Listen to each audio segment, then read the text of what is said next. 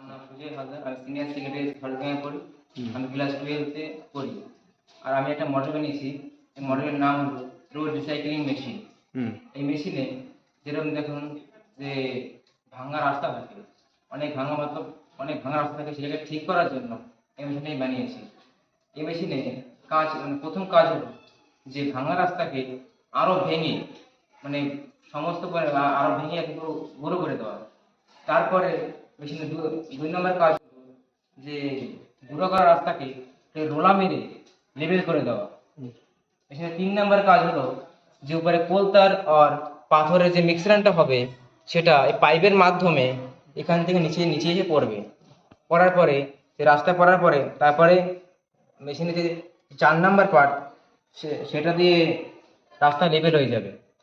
Label হওয়ার পরে পুরো রাস্তা একেবারে পুরো ক্লিন হয়ে যাবে, মানে সুন্দর রাস্তা হয়ে যাবে। ভাঙা রাস্তা যে মেশিনের প্রথম পার্টে যে রাস্তা ভাঙার কাজ করেছে, এটা দিয়ে মতলব এটা দিয়েছি আপনি, মানে ডেমো দেখানোর জন্য। এটা দিয়ে রাস্তা ভাঙবে। আর দ্বিতীয়টা রোলা রোলা দিয়ে রাস্তাটা লেবেল করবে। লেবেল করার পরে তাহলে ভাঙা রাস্তা যদি লেবেল হয়ে যায়, তাহলে একটা মতলব ভালো হবে।